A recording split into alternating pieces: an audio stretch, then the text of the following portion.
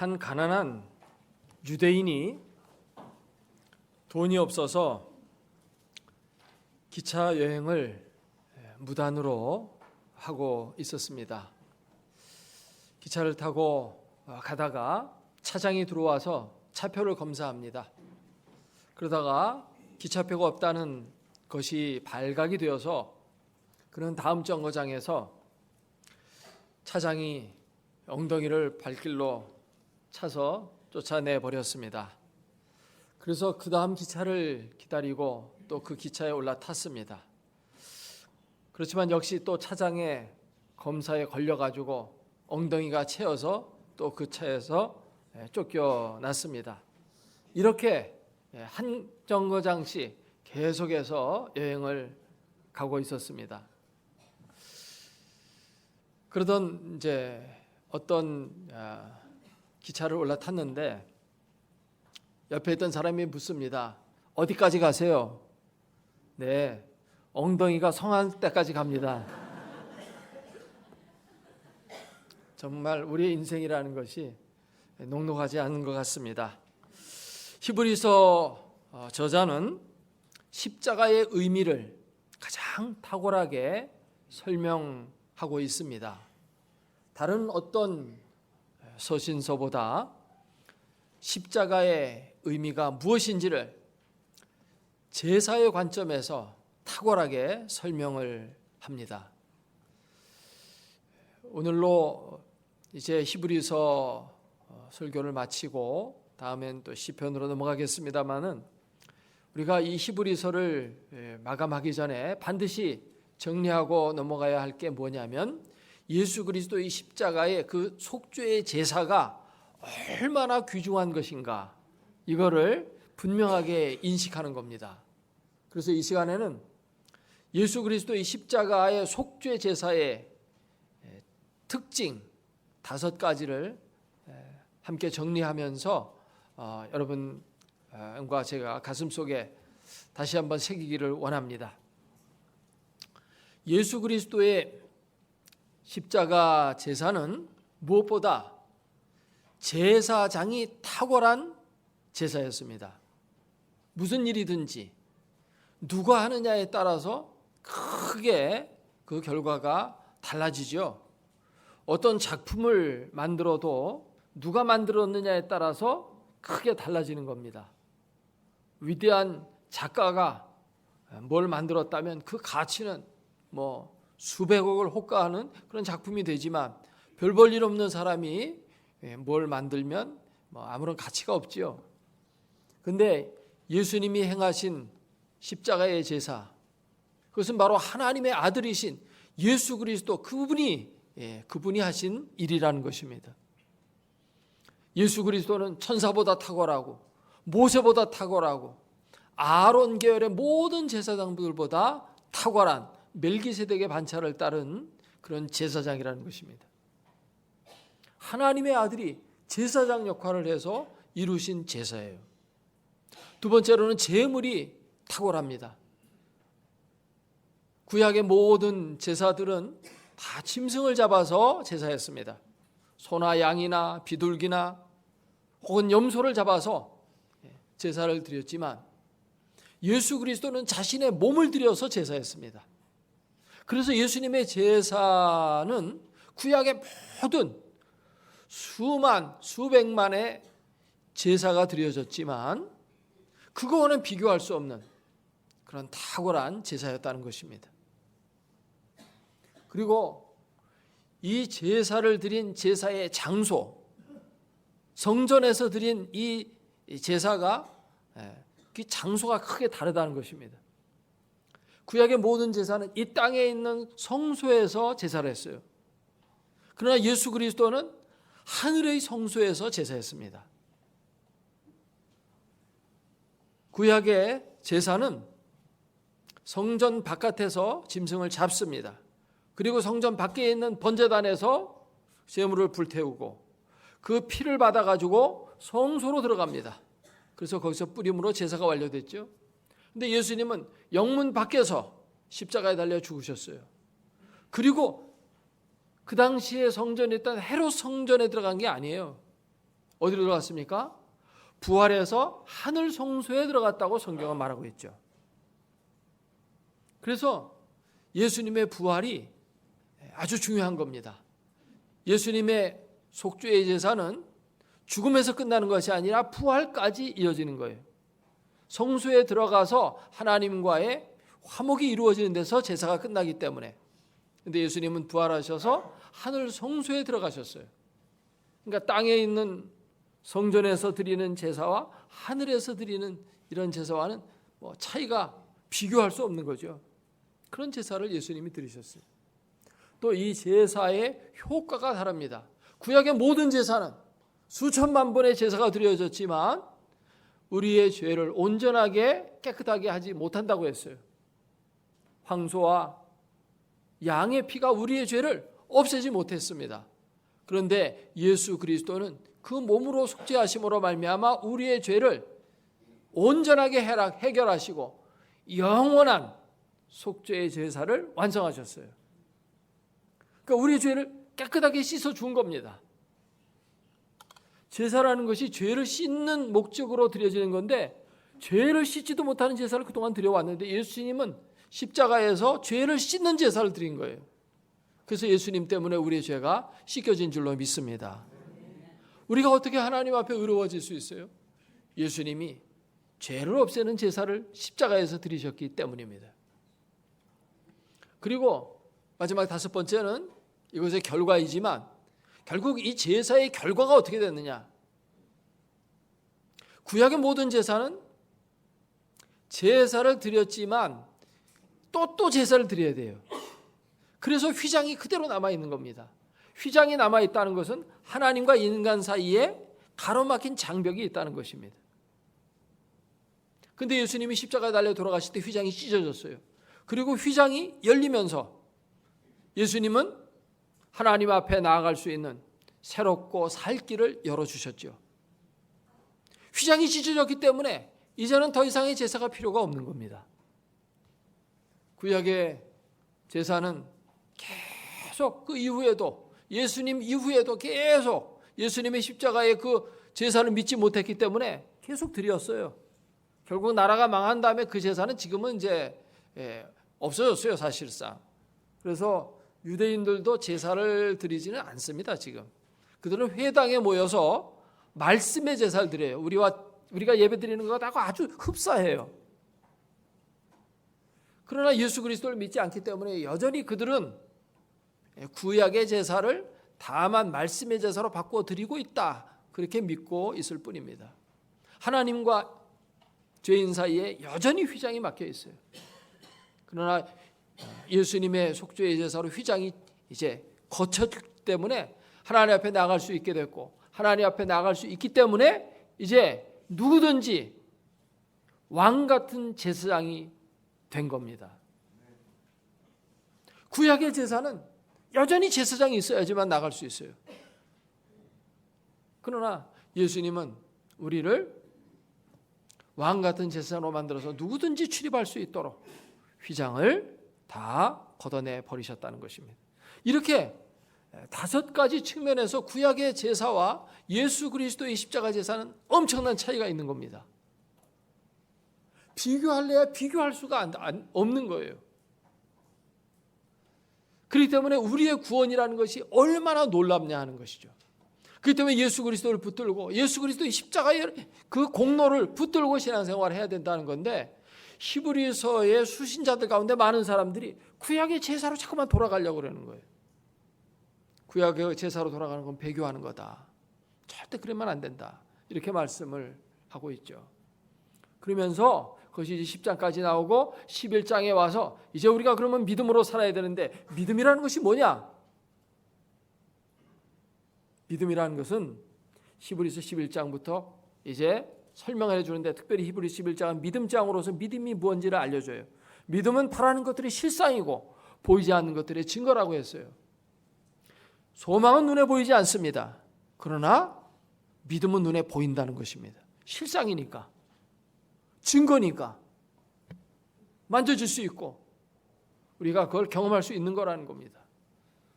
많은 사람들이 오해하기에 믿음하면 추상적인 걸로 자꾸 생각해서 눈에도 보이지도 않고 감을 잡을 수도 없고 그렇게 생각을 하지만 성경은 뭐라고 말합니까? 눈에 보이지 않는 것들이 눈에 보이는 실상이라고 얘기하고 있어요. 그러면서 그 실상을 소개하고 있는데 먼저는 아벨이 나옵니다. 아벨은 하나님이 기뻐하시는 연합되는 제사를 드렸다는 겁니다. 그게 믿음이라는 것입니다. 그리고 에녹은 하나님과 동행했다고 해요. 그게 믿음이라는 것입니다. 노아는 장래일에 경고함을 받았어요. 이 땅을 홍수로 쓸어버릴 거다 하는 경고를 받고 방주를 지었어요. 이런 것이 믿음이에요. 아브라함은 네 고향과 친척과 아버지의 집을 떠나가라고 할 때 그 말씀을 듣고 순종해서 떠났습니다. 하나님이 지시하는 곳으로 가나안 땅을 향해서 나아갔어요. 모세는 이집트에서 왕자의 그 특권을 누리는 거 다 포기하고 하나님의 백성과 함께 고난받기를 선택했습니다. 이런 것들이 뭡니까? 다 눈에 보이는 증거들이에요. 여러분, 내가 믿음 생활 잘하고 있는지 못하고 있는지 그것이 안 보인다고 감을 못 잡는 게 아니에요. 내가 지금 신앙생활하는 거 보면 알아요. 믿음의 선배들이 어떻게 신앙생활했는가 그것과 비추어 볼 때 내 믿음이 지금 보잘것없구나 혹은 내 믿음이 어느 정도 조금 올라왔구나 이런 것들을 우리가 알 수가 있는 것입니다. 아멘. 그러면서 이제 12장 오늘 본문에 도착을 하게 되는데 오늘 본문에서 1장에서 뭐라고 말씀하냐면 우리의 신앙생활이라고 하는 것은 천성을 향해서 달려가는 믿음의 경주와 같다 이렇게 말씀을 합니다. 그것이 1절이에요. 우리 같이 한번 읽겠습니다. 이러므로 우리에게 구름같이 둘러싼 허다한 증인들이 있으니 모든 무거운 것과 얽매이기 쉬운 죄를 벗어버리고 인내로서 우리 앞에 당한 경주를 하며 믿음의 경주를 한다는 거예요. 이 경주는 우리가 올림픽 경기장에서 그 달리기 선수들이 달리는 거 그거를 가리키는 겁니다.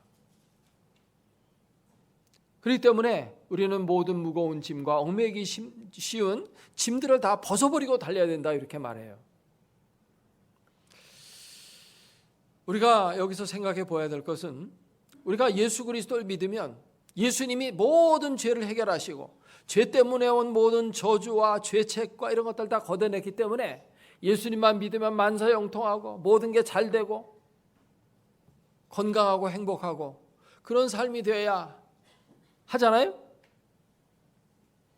우리 그렇게 많이 생각하잖아요. 근데 그게 아니라는 겁니다.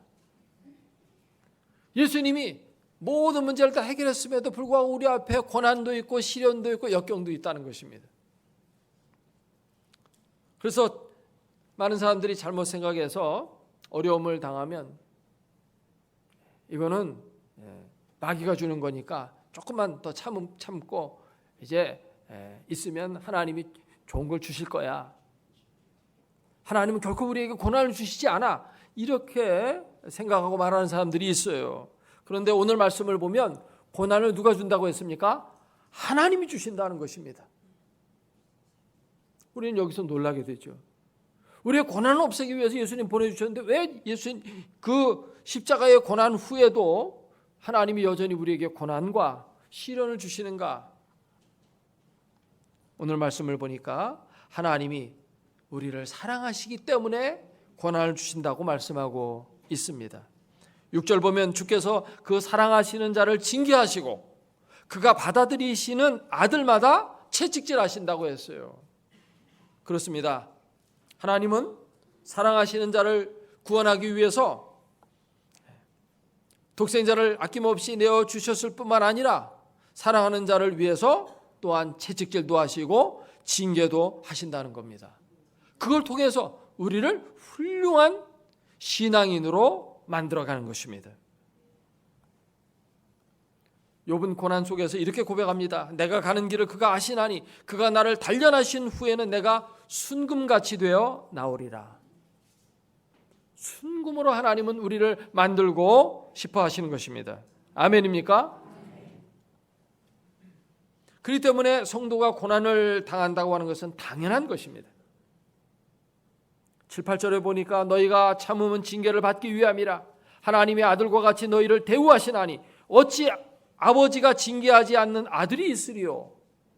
징계는 다 받는 것이거늘 너희에게 없으면 사생자요 친아들이 아니니라 라고 말씀합니다. 친자식이기 때문에, 사랑하기 때문에 징계한다고 말씀하고 있습니다. 그렇기 때문에 고난과 시련 이런 것들이 찾아올 때 우리는 잘 생각하게 됩니다. 이 고난이라고 하는 것이 무조건 죄 때문이다 이렇게만 생각하면 안 돼요. 성경 곳곳에서 우리에게 그것을 말씀하고 있어요. 예수님이 제자들과 함께 길을 갈 때 나면서부터 맹인된 자가 있어서 제자들이 묻습니다. 누구의 죄 때문에 저가 맹인이 되었습니까? 저 사람 자신 때문입니까? 그 부모의 죄 때문입니까? 물으니까 예수님이 그 맹인 때문도 아니고 그 부모 때문에 그런 것도 아니다. 하나님의 영광을 위해서 맹인이 된 거다. 이렇게 말해요. 또 욥도 보면 욥이 고난을 당합니다. 자식이 죽고 재산이 다 날아가고 몸에는 정말 말로도 할 수 없는 악창이 돋아서 고통 가운데 있을 때 친구들이 위로하라고 찾아옵니다. 와가지고 이렇게 얘기해요. 너 무슨 죄 졌는지 빨리 회개해. 죄 없이 당한 자가, 죄 없이 고난 당한 자가 어디 있느냐. 너 죄 때문에 이렇게 됐으니까 빨리 죄를 회개하라고 말할 때 욥은 자기가 무슨 죄 졌는지 생각이 나질 않습니다. 답답해요. 그래서 그 얘기를 합니다. 나중에 하나님이 판결해 주십니다. 욥의 말이 옳다. 그렇기 때문에 무조건 고난은 죄 때문이다 이렇게만 생각하면 안 되고 이것이 하나의 훈련 과정인 경우도 상당히 많이 있다고 말씀하며 오늘 본문이 그것을 우리에게 알려주고 있습니다. 오늘 본문은 그것을 징계라고 표현합니다.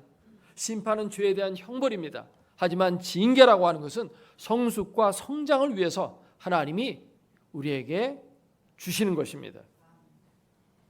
아이가 자랄 때 성장통이라는 걸 겪습니다. 막 아파요. 아프고 난 다음에 애가 부쩍 큰 걸 볼 수가 있어요.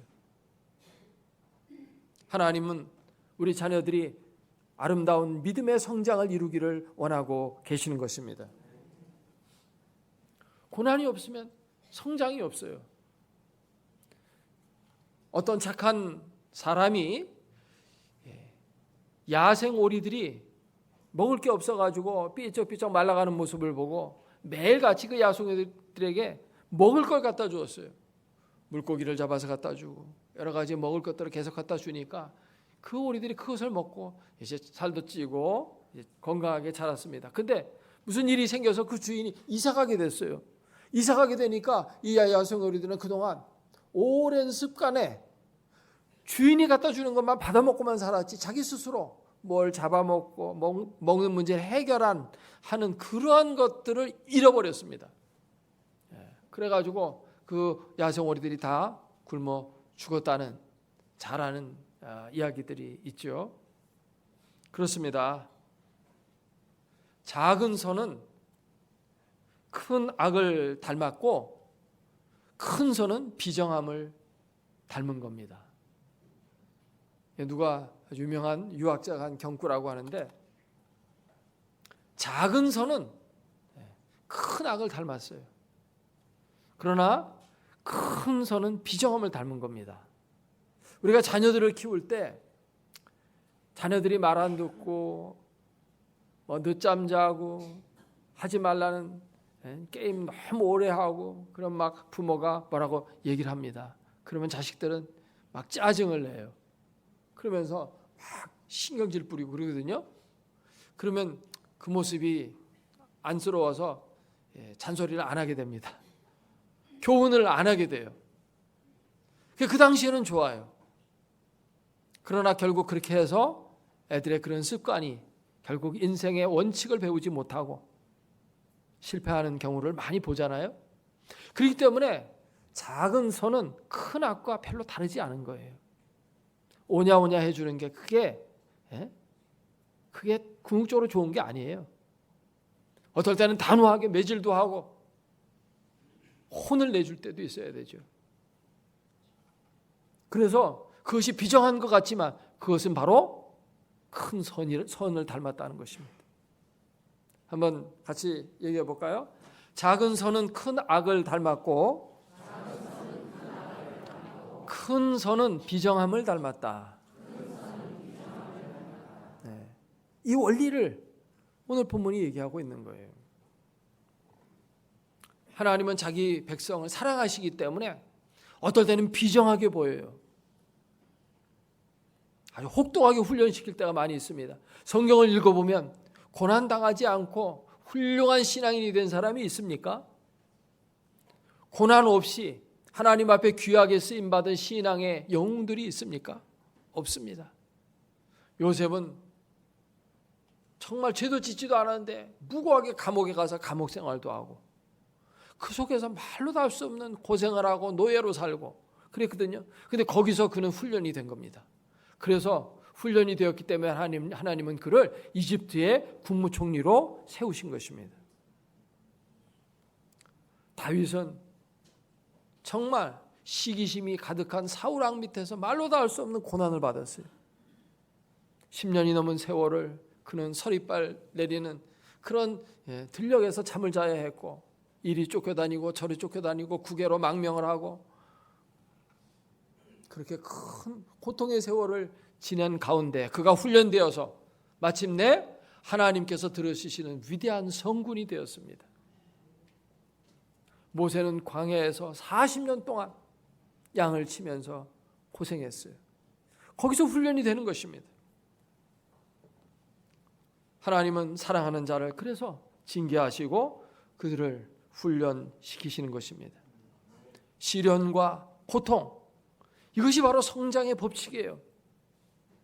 자녀들을 더 성장시키고 싶으면 고난을 줄 줄 알아야 돼요.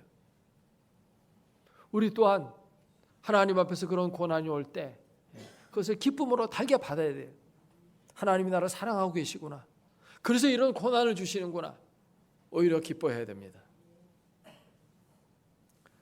세상에 하나님의 뜻이 없이 되어지는 일은 하나도 없어요. 공중에 나는 새가 땅에 떨어지는 것도 다 하나님의 주권과 섭리에 의해서 되어진다고 해요. 그렇다면 우리의 고난, 여기에도 무슨 뜻이 있는 거죠. 그렇기 때문에 고난이 다가올 때는 깊이 생각을 해야 돼요. 오늘 말씀 5절에 보면 내 아들아 주의 징계하심을 경히 여기지 말며 가볍게 여기지 말라는 거예요. 고난이 왔을 때는 좀 생각하라는 것입니다. 따라서 합시다. 고난이 오면 생각하자. 좀 생각을 하세요. 이 고난이 왜 왔을까? 그리고 하나님 앞에 물어봐야 됩니다. 하나님, 이 고난을 통해서 제게 무엇을 가르치려 하십니까? 이 어려운 역경을 통해서 하나님이 내게 알려주시고자 하시는 것이 무엇입니까? 자기 자신을 돌아보고 자신을 고칠 줄 알아야 돼요. 하나님과의 관계가 뭐가 잘못된 게 있는지, 이웃과의 관계가 잘못된 게 있는지, 내가 용서하지 못한 사람이 있었는지, 내가 주의 일을 게을리게 했는지, 요즘 기도가 신통치 않아졌는지. 제가 아는 어떤 목사님은 사도 목회를 한다고 그래요. 그 사도 목회 뭡니까? 그랬더니 첫째는 그리스도와의 관계, 이것을 항상 점검하는 거예요. 두 번째는 성도, 내 이웃을 성도를 정말 잘 사랑하고 섬겨줬는가, 바른 관계를 잘 맺고 있는가. 세 번째는 기도, 내가 기도에 게을르면 안 되지. 그 점검하는 겁니다. 그 다음에 마지막 네 번째, 전도. 내가 말과 행실로 정말 그리스도를 증거하는 삶을 날마다 살아가고 있는지, 이 네 가지를 항상 성도들에게 점검하고 그것을 기억하라고 가르쳤다고 합니다. 여러분 그런 거를 한번 잘 돌아보십시오. 사도를 잘 점검해 보세요. 그리스도, 성도, 기도, 전도. 할렐루야. 그걸 점검해 보세요. 거기에 뭔가 빵꾸가 났을 때 그거 깨달으라고 고난 주실 때도 많이 있어요.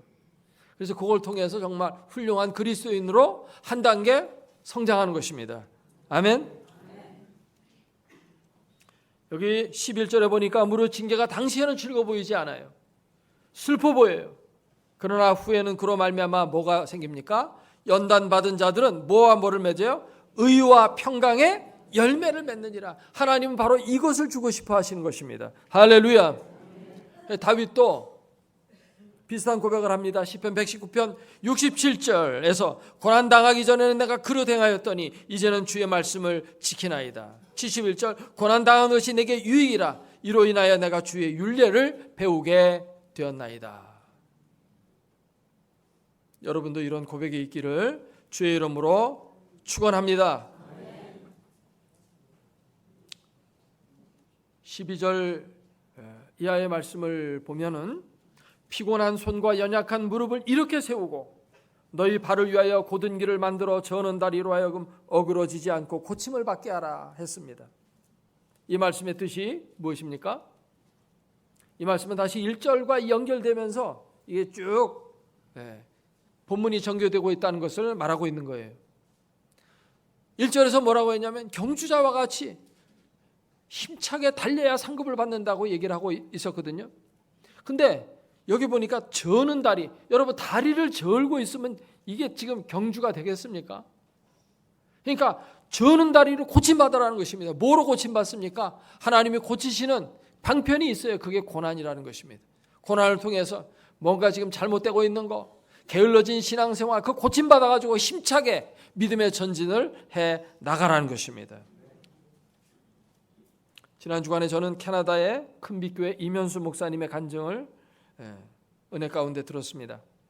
그런 북한을 150차례 드나들면서 20년 동안 북한에 굶주린 아동들에게 먹을 걸 갖다 주고 방한복을 갖다 줘 추위를 이기게 하고 뭐 책도 갖다 주고 담요도 갖다 주고 시력에 나쁜 자들에게 안경을 많이 맞춰주고 구제 사업을 많이 했습니다. 양로원도 많이 도왔습니다. 근데 그가 한국에 나와서 간증 집회를 하면서 북한에 대한 독재 정치를 비판하고 북한의 그 가난한 실정에 대해서 이제 얘기를 할 때 좀 북한이 빨리 망해야 되겠다는 쪽으로 이제 얘기를 한 겁니다. 근데 이게 그 정보가 들어갔어요, 북한으로. 그래가지고 또 북한에 들어갔는데 바로 체포돼 가지고 그런 강제 노동 수용소에 가서 강제 노역을 하게 됩니다. 거기 한번 들어가면 골병이 들고 그래서 거기서 이제 살아서 나오지 못하는 그런 곳이에요. 거기서 2년 6개월 동안 그는 강제 노동을 합니다. 얼마나 추운지 영하 25도 이상 되는 그 추위 속에서 양말을 4켤레씩이나 신고 바람 안 들어오게 비닐을 신고 그러면서 노동을 하는 것입니다. 하루 8시간씩 꼬박꼬박 꽃갱이질 삽질하면서 노동을 하는 거예요. 목사가 뭐 노동 일을 해봤습니까? 그런 거 안 해본 사람이 하려니까 더 힘든 겁니다. 또 한낮에 더울 때는 또 한여름에는 또 굉장히 또 덥고 그런 가운데서 정말 하루하루의 삶이 지옥과 같은 그런 곳이었지만 거기서 그는 하나님을 체험을 합니다. 너무 더우니까 너무 더워서 막 목에 갈증이 나서 입이 쩍쩍 달라붙는데 하나님 앞에 좀 시원한 바람 좀 한번 맞게 해주세요. 그러면 산등성에서는 바람만 좀 없는데 골짜기에서 일하는데 골짜기에 바람이 그 자리에서 회오리 바람이 불면서 시원한 바람을 주시기도 하고 이런 응답들을 많이 주셨어요. 그러면서 그 가운데서 가장 축복받은 게 뭐냐면 자기의 불순물이 다 빠져나갔다는 것입니다. 고난 속에서 마치 용광로에 불순물이 빠져나가듯이 그렇게 자기 자신의 불순물들이 하나씩 빠져나가는 겁니다. 육신의 정욕이 다 빠져나가고 안목의 정욕도 빠져나가고 이생의 자랑도 빠져나가고 오직 주 그리스도와 주님이 나를 구원해 주신 그 구원의 감격만이 남더래요. 그러던 어느 날 석방이라는 것입니다. 자기는 나올 걸 생각지도 못했는데 거기서 죽어서야 나갈 줄 알았는데 석방이 된 겁니다. 국가 존엄 모독죄, 북한 체제 비난죄 이런 것 때문에 거의 종신형으로 살고 있었는데 석방이 된 겁니다.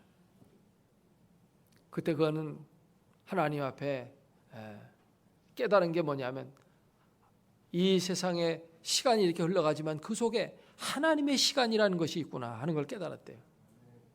하나님이 역사하시고 하나님이 때가 되면 좋은 것을 주신다는 거.